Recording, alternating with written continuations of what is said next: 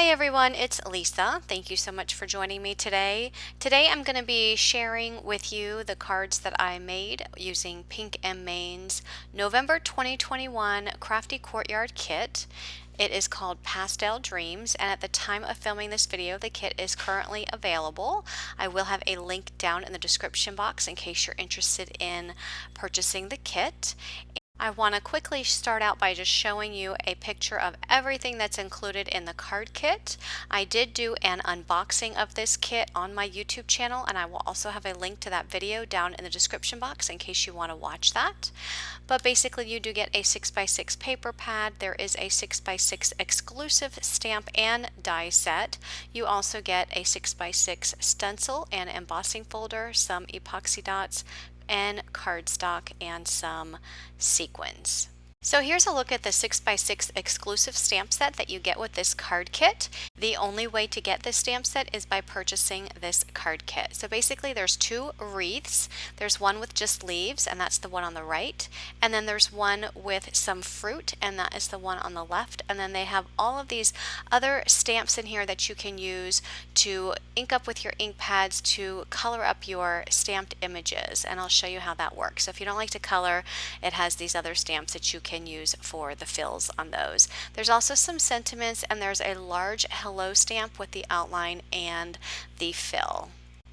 So I'm going to go ahead and ink these up. I'm inking up the stamp with the fruit in black ink. I'm also inking up the hello outline in some black ink.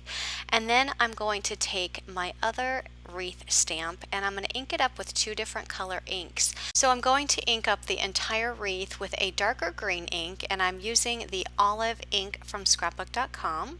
I love the scrapbook.com inks because they come in various shades in a color family. So for example, in the green color family, there's 4 different inks, and they're all numbered 1 through 4, from lightest being number 1 to darkest being number 4. So I'm using the darkest here. Now I'm going to go in with my pear ink, which is the lightest ink in that green color family, and I'm using the fill stamp to fill in the leaf colors. So if you wanted to color with your markers, you most definitely can do this, but if you don't like to color, you have options here, and you can actually go in with these fill stamps and ink up your wreath this way. And then if you make a mistake or you don't get the whole thing, you can always go back and do it again. And I did that a few times, went back and stamped it at least twice. So here I'm doing the same thing with my other wreath with the fruit. I'm just putting the green ink on the leaves, and then I'm going in with the fill for the fruit, and I'm going to color those up with the orange cream ink from scrapbook.com. And you can color these fruit any color you want. I'm coloring them up orange. I do have another wreath that I'll be doing in this video where I color them up in a pink color.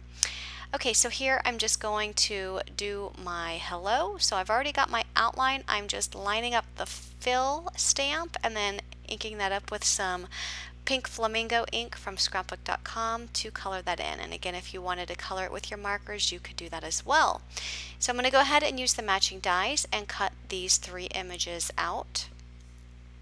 So I'm just lining them up and using my mint tape from scrapbook.com to hold those dies in place while I run that through my die cut machine.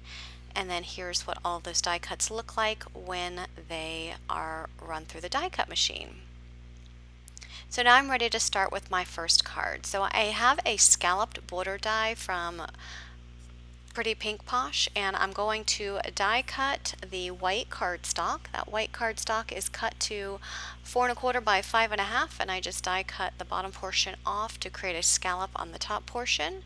And I also have that piece of orange pattern paper that measures the same size as the white one, which is 4 1/4 by 5 1/2. And I'm going to go ahead and adhere the white to the pattern, and I'm going to leave that white part for the wreath. But before I adhere that wreath, I'm putting my card layer in my MISTI because I'm going to stamp a sentiment inside that wreath. So what I'm doing is just positioning the wreath where I want it to go once I glue it down to the card front. Although I'm not gluing it down yet, because I want to stamp my sentiment first. So I'm just taking my sentiment stamp, placing it in the middle of the wreath. Once I have it where I want it, I'm going to remove the wreath, close the door on my MISTI, and then ink up the stamp with some black ink. It says, "I am grateful for you." So I stamp that down, and now I'll be able to go ahead and add my wreath. I am going to put some double-sided adhesive foam squares on the back just so that that wreath pops up on the card, and then I'll go ahead and adhere that down to the card front. Now if you didn't want to have that dimension, you can just use glue or a tape runner to adhere that to the card front. And then I'm going to put that entire layer on an A2 size white card base, and an A2 size card base measures 4 1/4 by 5 1/2. And that's going to complete my card. Now I'm going to have pictures of all of my cards as well as measurements and all the products that I use in my blog. And then products will also be listed down in the description box as well. My blog link will also be down in the description box in case you want to refer to that as well, and that's at lisamearsdesigns.com. So for my next card, I have a piece of the pink glitter cardstock that came with the card kit, and I cut it down to 4 1/4 by 5 1/2. I did cut a rectangle out of it just so that I can save the middle part of that cardstock, and then I just put a piece of scrap cardstock in the middle just so that when I add this striped paper, it lays flat on the card. And then I have the same thing here with another piece of pink glitter cardstock, and that one is cut down to 3 1/4 by 4 1/2. And again, I'm putting a piece of scrap white cardstock in the middle so that when I add my white cardstock, it lays flat on that panel. That white cardstock I cut out with a stitched rectangle die. It does measure 3 1/8 by 4 3/8. So now I'm going to add the wreath that is just solid green. So I'm going to go ahead and put glue on the back of that and add that to the center of the white rectangle. So next I took the hello die and I die cut it twice out of white cardstock because what I want to do is just layer up those cardstock layers. Now if you wanted to, you could just put foam on the back of this so that it stands up, but I figured I'd go ahead and just layer up the cardstock. It would just be easier to glue down that way. So I went ahead and layered it up with 2 layers underneath, and now I'm just going to glue it directly to the top of my wreath. So next I'm going to take some epoxy dots, and these epoxy dots did come with the card kit. I'm going to add a few of the peach ones to my wreath, and then I'm going to add a pink bow to the top of the wreath. This is just some twine I had in my stash, just adding it there with a glue dot, and that will complete my second card. For my next card, I'm going to make a gatefold card. So I have a piece of 8 1/2 by 11 piece of cardstock. I'm going to cut it at 5 1/2 inches on the 11-inch side, and that gives me 2 panels, but I'm only going to be using one. Then I'm going to put it in my scoreboard, and I'm going to score it at 2 1/8 inch. And then I'm going to score it at 6 3/8 inch. And then I'm going to fold that cardstock along the 2 score lines, and I'm going to press that down really well with my bone folder. So that will give me the card base for a gatefold card, and it is A2 in size, so it measures 4 1/4 by 5 1/2 when it's folded. So I die cut 2 panels. These are going to go on the outside. So those 2 layers are 2 inches wide by 5 3/8 inch long. So I'm going to go ahead and add both of those to the outside of that card. I also cut down some pattern paper to decorate the inside as well. Of course, you can always leave it white if you choose to. So the panels on the left and right are the same exact size as the front. So they are 2 inches by 5 3/8 inches, and then the middle panel is going to be 4 1/8 by 5 3/8.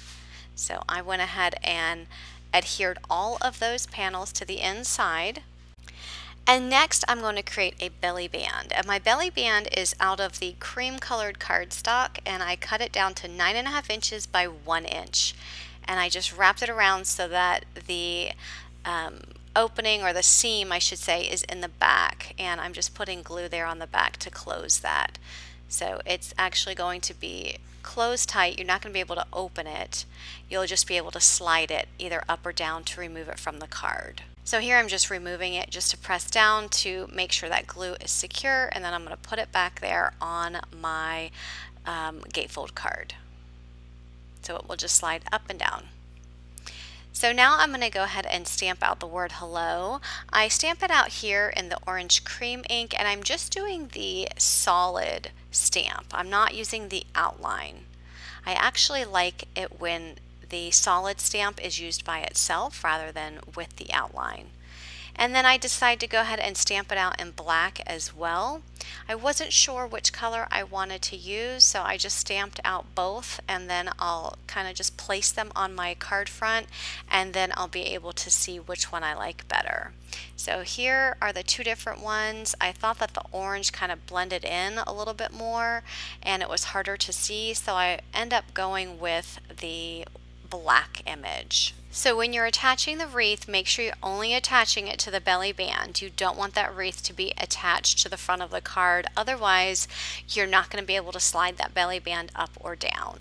So here the word hello, it actually fits perfectly in the center of that belly band. So I just adhere it straight to the belly band, and then I'm going to add some of the orange epoxy dots to the front of the card.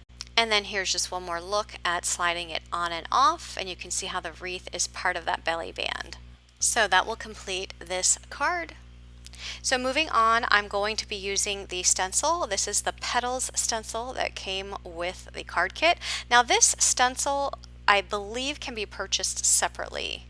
And I'm not sure if it's on Pink & Main's website right now, but I did see that it might be coming to scrapbook.com.